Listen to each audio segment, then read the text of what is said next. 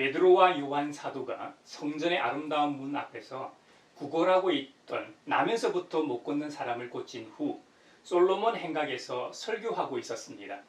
한결같이 매일 성전 미문에서 구걸하던 나면서부터 못 걷던 사람이 고침을 받고 걷게 됐다는 소문이 금방 사방으로 퍼져 예루살렘에 있었던 사람들이 그것을 보려고 몰려들었습니다. 그 모여든 사람들을 대상으로 베드로 사도가 설교를 하고 있었습니다. 아마도 베드로 사도와 요한 사도가 번갈아 가면서 예수님의 부활을 증언했던 모양입니다. 나면서부터 못 걷던 사람이 걷게 되었다는 소식은 예루살렘에 있었던 일반 평민들뿐만 아니라 당시 종교 지도자였던 제사장들과 바리새파와 사두개파 사람들에게도 알려졌을 겁니다. 그래서 이들도 설교하고 있는 그 자리로 몰려왔다고 성경은 기록하고 있습니다. 이들은 그 모습을 보고 싫어했다고 성경은 기록합니다. 원어상 디아포누메노이라는 단어를 사용합니다. 이것은 단순히 싫어했다는 말이 아닙니다. 사도행전에 2번 딱 사용되었는데요. 불쾌하게 여길 때 사용되었고 또 한 번은 심히 괴로워할 때 사용되었습니다. 종합하면 베드로의 설교를 듣고 심히 괴로워할 만큼 불쾌했다는 의미가 됩니다. 몹시 화가 나서 어떻게 할 줄을 몰라 불안해했다는 것이죠. 예수님처럼 제거해야 할 만큼 격분했다는 말입니다. 그 이유는 사도들이 일반 백성을 가르치는 것에 대한 반감 때문이었습니다. 특히 예수님의 부활을 내세워서 죽은 사람들의 부활을 선전하고 있었기 때문이라는 겁니다. 그래서 베드로와 이 요한 사도를 붙잡아 가두었습니다. 예수님의 이름을 부르고 하나님이 그분을 죽은 사람들 가운데서 살리셨다는 이 메시지가 어떤 의미를 지녔기에 당시 지도자나 기득권층과 사람들을 그토록 화나게 했을까요? 하나님이 살아계시다는 것과 메시아를 통해 구원하시겠다는 것은 반가운 소식 아닙니까? 하지만 당시 기득권층에게는 그렇지 않았습니다. 메시아를 거부하고 정죄한 사람들에게는 달랐던 것이죠.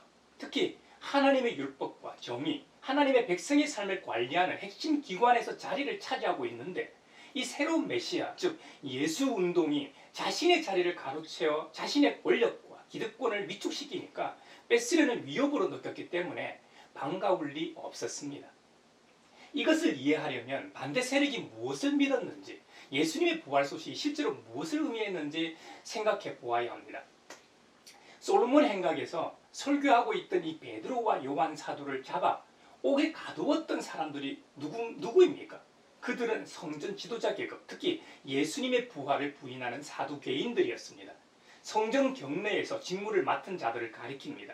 이들은 대부분 대제사장의 친인척들로 구성되어 있었습니다. BC 37년에서 AD 67년 사이에 모두 28명의 대제사장들이 재임했다고 합니다. 그중 22명은 내가문 출신이었다고 합니다. 족벌 정치의 전형적인 증거일 겁니다. 성경 기록에는 당시 성전 경비를 맡은 사람들도 있었다고 합니다. 이들도 제사장 가문 중에 하나였습니다.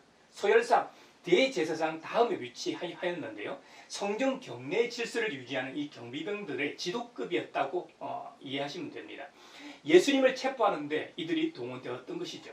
당시 사두개인들은 대제사장과 그 가족들을 포함한 유대 귀족들이었습니다. 예루살렘과 유대인들 사이에서 큰 권력을 휘둘렀던 계급입니다. 그들은 이스라엘에서 가장 거룩한 곳, 유대교의 성지, 예루살렘 성전의 경비를 맡았던 집단입니다. 이들은 하나님이 자기 백성과 제사를 통해 교제하며 회복하겠다고 하신 일의 감독자들이었습니다. 그 임무상 그들이 맡은 업무를 통해 경제적, 사회적, 정치적으로 엄청난 이득을 챙겼고 그것을 이용해 권력을 행사했던 계급입니다. 당시 로마 식민지였던 팔레스타인과 이스라엘에는 식민 통치를 위한 로마 총독이 있었습니다. 로마 총독은 대제사장과 그 수행원들을 통해서 일한 것이 일반적이었습니다. 그래서 종교 지도자들은 군대와 성전 경비가 있었고 백성들을 좌지우지할 수 있는 막강한 권력이 있었던 것이죠. 그렇기 때문에 그들에게 있어 부활이 진짜 사실이라고 해도 있어서는 안 되는 역사적 사실이었던 것이죠. 오늘날도 마찬가지일 겁니다. 하나님이 정말 갑자기 재림하신다면 반길 사람이 얼마나 될까요? 적어도 기득권층은 매우 싫어할 겁니다. 주님은 분명히 오셔서 급진적인 일을 하실 게 뻔하기 때문이죠. 주님 나라에서는 그들의 자리가 없습니다. 무엇보다 그들의 모든 권력이 무용지물이 됩니다. 아예 싹 뺏기기 때문입니다.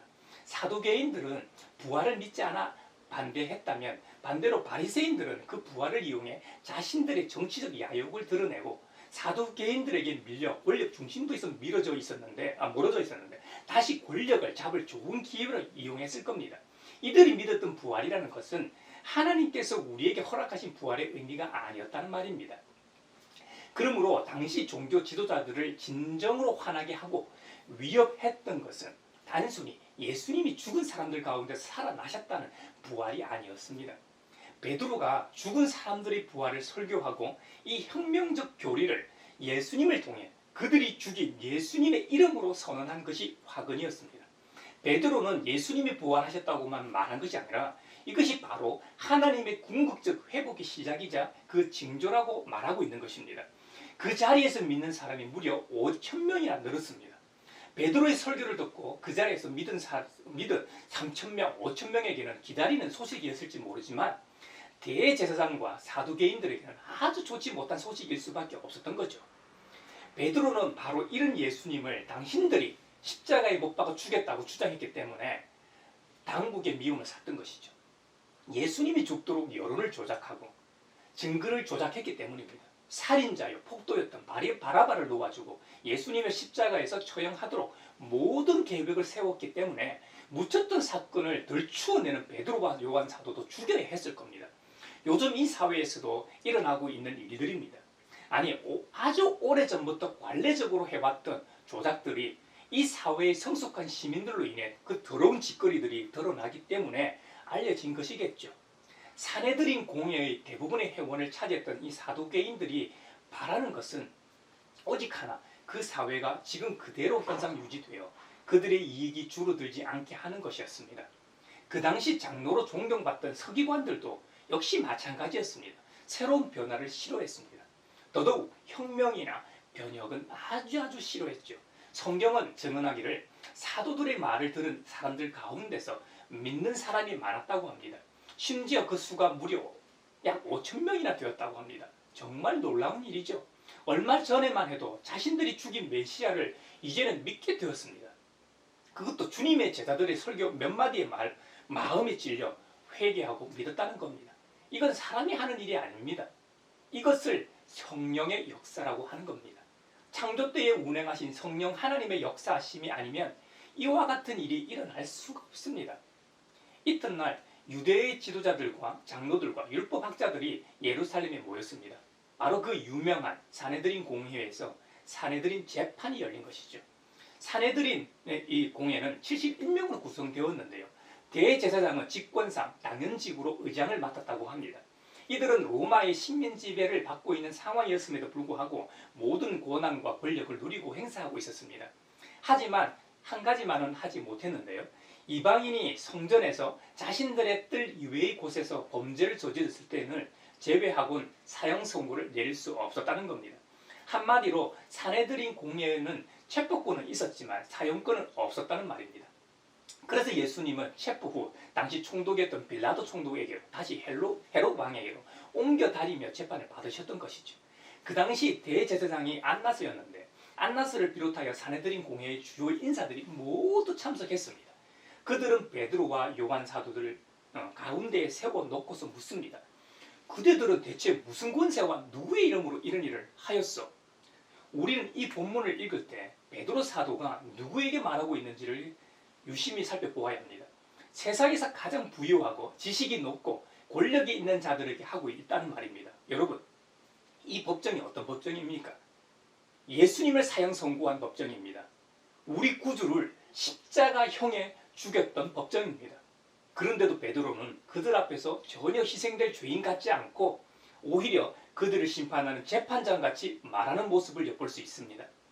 그 질문에 베드로 사도가 성령이 충만하여 그들에게 말합니다.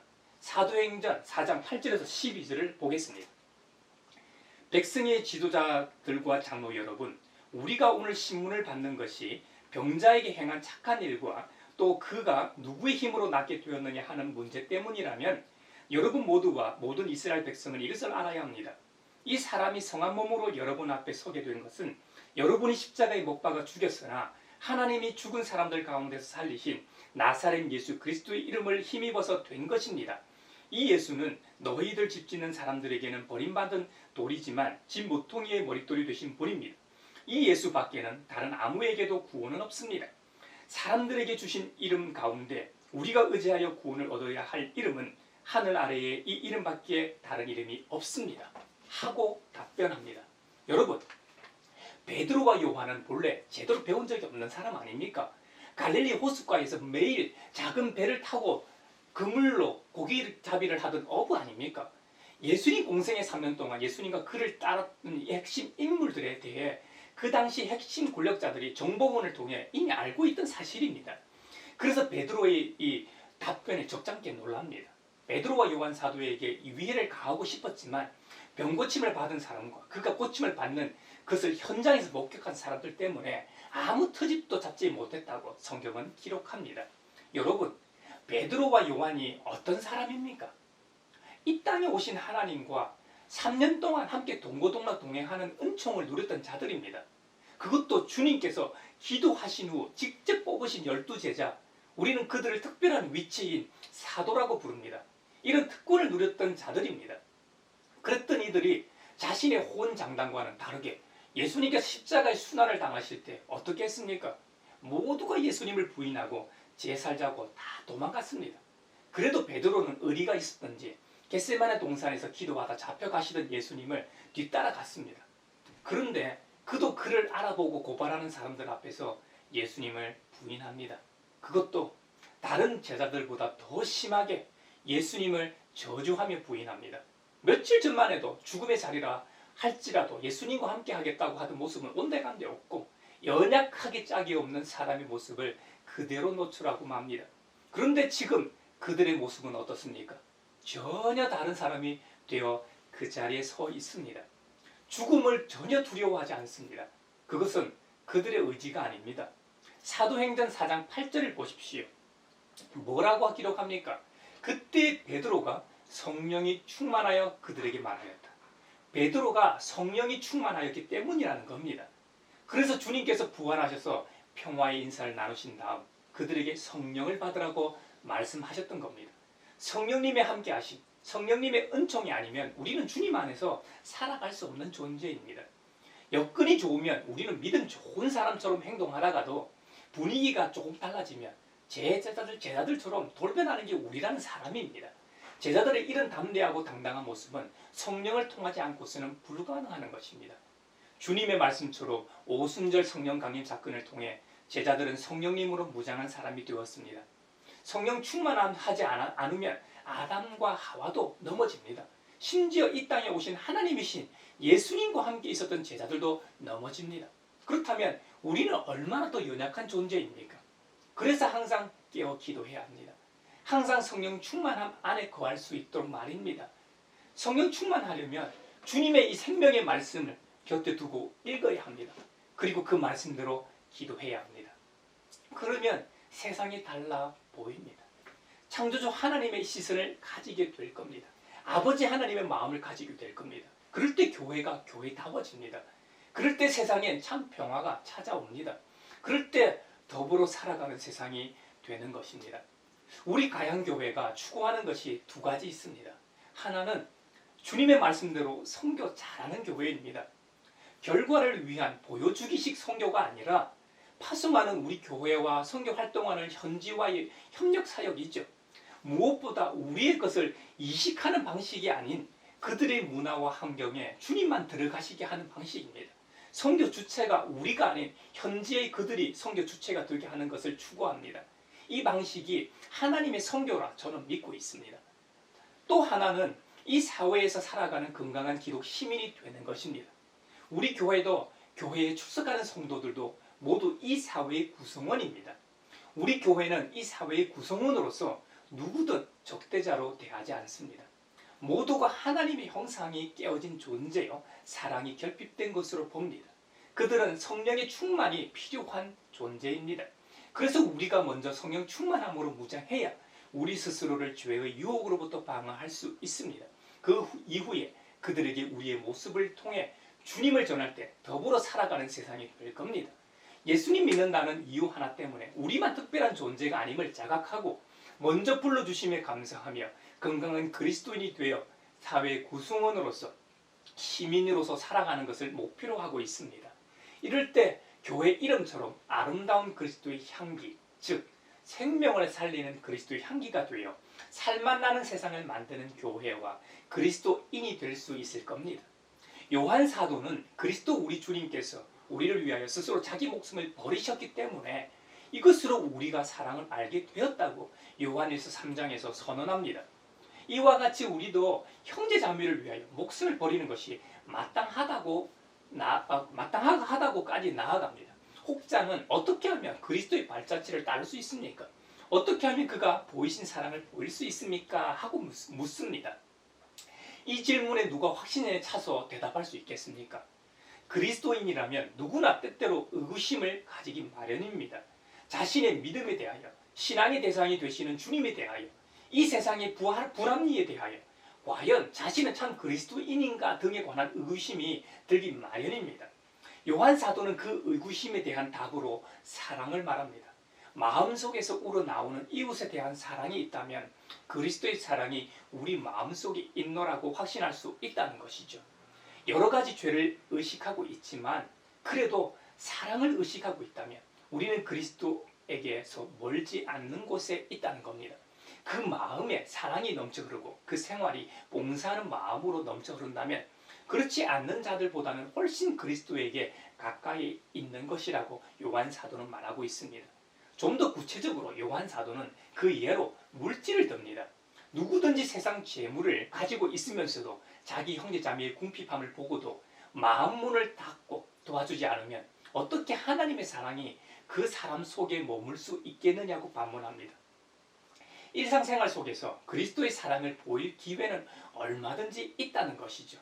기독교 고전 중의 고전이 그리스도를 본바다의 저자인 토마스 아켐피스는 말하기를 인간은 행실을 보며 하나님은 그 의도를 아신다고 하였습니다. 사람은 행실로만 판단할 수 있지만 하나님은 아직 행동하지 않은 마음이라든가 아직 실현되지 않은 꿈도 판단하실 수 있다는 말입니다. 다윗을 가리켜 하나님께서 사무엘 선지자에게 하신 말씀이 바로 이것일 겁니다. 사람은 그 모습만 따라 판단하지만 나 주는 중심을 본다. 여러분, 이 말씀을 기억합시다. 누가 우리를 책망할 수 있죠. 하지만 그 진위에 대해 하나님께서 아시고 판결하실 겁니다. 그러니 무슨 일을 하든지 낙담하지 마십시오.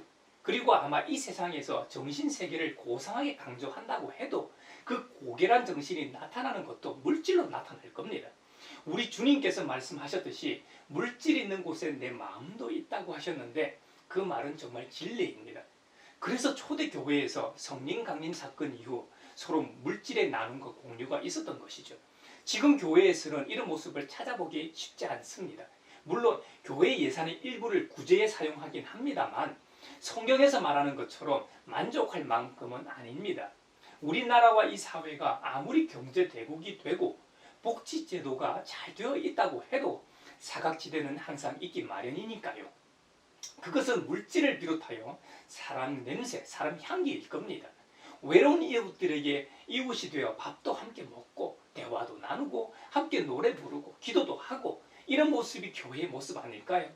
한국 교회뿐만 아니라 2000년 교회사는 이런 기록의 역사입니다.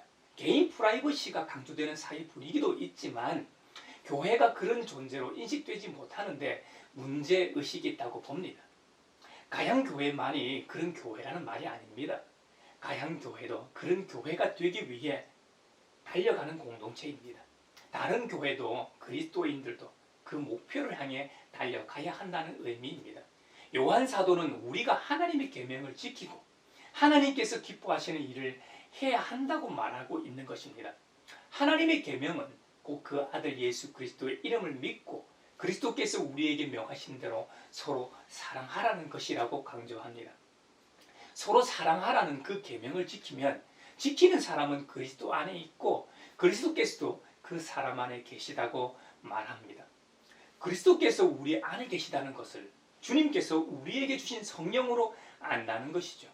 결국 성령 충만하지 않으면 우리는 그리스도 안에 계속 머물 수도 없고 서로 사랑할 수도 없다는 겁니다. 여러분, 저와 여러분이 성령 충만하시기를 바라며 축복합니다. 우리가 서로 사랑하는 모습을 통해 우리가 얼마나 성령 충만한가 척도가 될 수 있다는 말입니다. 교회가 그 지역에서 얼마나 사랑을 실천하고 있는지 보면 잘 알 겁니다. 요즘 교회 내에도 교회 성장을 위해 사회처럼 컨설팅을 하기도 합니다. 그런 것도 의미가 있겠으나 무엇보다 서로 사랑하는 것이 교회다움임을 기억합시다. 먼저는 자기 자신을 사랑할 줄 알아야 합니다. 그리고 주님께서 혈연으로 맺어주신 가족을 서로 사랑해야 합니다. 다음으로 신앙으로 맺어진 교회 구성원들을 사랑해야 합니다. 우리끼리 서로 사랑하지 않는데 그 사회에 아무리 주님의 사랑을 말해봐야 누가 그 사랑을 믿겠습니까? 그리고 서로 사랑하는 우리의 모습을 통해 주님의 사랑을 전해야 믿는 것은 둘째치고서라도 적어도 그 지역 사회에서 인정이라도 하지요. 우리 주님은 요한복음에서 나는 선한 목자다라고 말씀하셨습니다. 선한 목자는 어떤 일을 하느냐? 먼저 선한 목자는 양들을 위하여 자기 목숨을 버린다고 하십니다. 일이나 늑대, 사나운 육식 동물들로부터 자기 양무리를 지키되 자기 목숨을 걸고 지킨다는 겁니다. 식물도 사랑한다, 축복한다고 좋은 말을 해줍니다. 건강하게 잘 자란다는 연구 결과가 있지 않습니까? 반면 저주한 식물은 같은 종자인데도 시들고 건강하지 못한 모습으로 자란다는 거 아닙니까? 하물며 눈도 있고 귀도 있는 동물은 어떻겠습니까? 반면 삭구는 목자가 아니라고 선언합니다. 양들도 자기 양이 아니고 심지어 사나운 육식동물이 오면 그 양을 버리고 도망가는 거죠. 자기 양들이 아니니까 자기 살자고 달아나는 것이죠. 양들을 사랑하지 않으니 양들이야 뭐 일이나 늑대에게 잡아먹히든 말든 상관하지 않고 자기 안전만 생각하는 것이죠. 아마도 여기서의 삭구는 예수님 당시 각양각색의 지도자들을 염두에 두고 하신 말씀일 겁니다. 실제로 당시 종교 지도자들은 사랑이 결여된 채 임금만 받는 자기의 기득권만 챙기는 일꾼이었습니다. 주님의 책망처럼 그들은 자기들도 영생으로 들어가지 않고 그 문으로 들어가려는 자들도 못 들어가게 딱 막는 삭군 중에 삭군이었던 것이죠. 반면 우리 주님은 임금이나 대가도 없이 우리를 위해 땀 흘리며 일하신 정도가 아니라 자신의 목숨까지 내어주신 분이십니다. 선한 목자신 주님께서는 양들이 당신의 것이기 때문에 양들 하나하나를 다 아신다는 겁니다. 예전에 제가 TV에서 양이나 소를 키우는 목장 주인을 본 적이 있는데요. 소나 양이 수십 마리도 더 되는데 한 마리 한 마리 그 특징을 다 알더라고요. 삭군과는 달리 목장 주인은 그 수가 아무리 많아도 자기 것이기 때문에 하나하나 그 특징을 깨고 있는 것이죠. 한마디로 가족이니까 다 아는 거죠. 하물며 우리를 지으신 주님께서 우리를 모를 리가 있겠습니까? 모르신다면 창조주가 아니시죠. 요즘에는 도시화되면서 하수구나 작은 하천들이 복개도로 아래에 감춰져 쥐들을 직접 보는 경우가 드뭅니다. 제가 예전에 새들어 사는 집에 쥐가 자주 출몰하니까 옆집 주인이 큰 검은 고양이를 한 마리 시장에서 사왔습니다. 실제로 고양이가 있으니까 쥐가 싹 사라졌습니다. 단층 건물에 한 지붕 아래 두 가구가 사는 건물이었는데요. 그리고 작은 텃밭과 마당에 있는 집이었습니다. 쥐 때문에 고양이를 데려왔는데 쥐가 없어지고 나니 문제가 하나 발생했습니다. 고양이가 크니까 많이 먹고 먹은 만큼 싸잖아요. 고양이는 깔끔을 떨기 때문에 자주 배설물을 배설물 대야를 갈아줘야 하니 귀찮아진 것이죠. 그래서 옆집의 할머니께서 그 고양이를 요즘으로 치면 동물 학대를 했죠. 밥도 안 주고 욕하면서 몽둥이를 찌르고 막 때렸습니다. 그래서 저와 제 어머니가 그 고양이를 긍휼히 여기고 주인 몰래 먹을 것도 주고 막 이렇게 예뻐해 줬는데요. 그 고양이가 자신의 주인과 우리를 정확히 구별해서 알아보더라고요. 학대하는 그 주인이 나타나면 숨고 저와 어머니가 나타나면 숨었다가 나오는 거죠. 고양이를 키우는 분들은 잘 아실 텐데요. 고양이과 동물은 좋으면 머리나 이 얼굴을 비빕니다. 그리고 저와 모친의 발자국 소리를 정확히 알고 십수 미터에서 오고 있는 발자국 소리만으로도 알아봅니다. 고양이가 대문으로 달려와 왔다 갔다 하는 거예요. 조금 있으니까 어머니가 그 문으로 들어오시더라고요. 한두 번은 우연히 그럴 수 있잖아요. 그래서 제가 고양이가 대문으로 가서 동일한 행동을 할 때마다 확인해 봤는데 그때마다 어머니가 오실 때였죠. 제가 올 때도 항상 그 고양이가 저를 반겨줬으니까요. 개처럼 말이죠.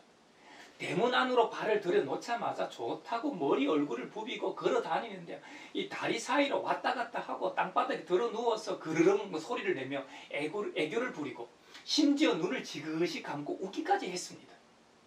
여러분 고양이 웃는 거 봤습니까? 이와 같이 주님께서 말씀하시는 양과의 관계가 이렇다는 말입니다. 선한 목자이신 주님께서 양들을 위해 목숨까지 버리신 것을 양들이 알기에 그 주인 되신 주님을 못 알아볼 리가 없죠. 그런데 주님께서는 한 가지 흥미로운 말씀을 하십니다. 뭐라고 얘기하시면 나에게는 이 우리에 속하지 않은 다른 양들이 있다. 나는 그 양들도 이끌어 와야 한다. 그들도 내 목소리를 들을 것이며 한 목자 아래에서 한 무리 양떼가 될 것이다.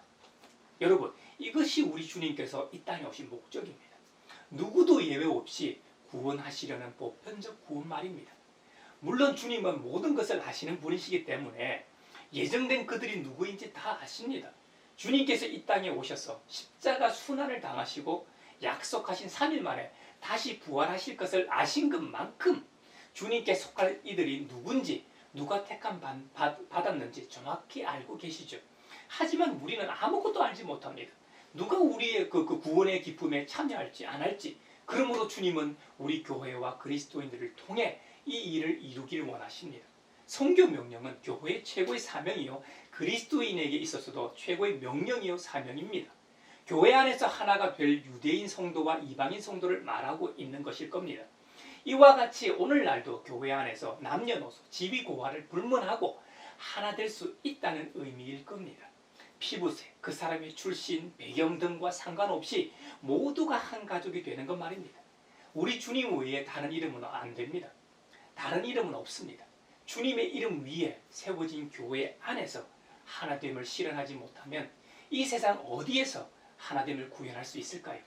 오늘을 사는 저와 여러분과 우리 교회가 해야 할 일 아닐까요?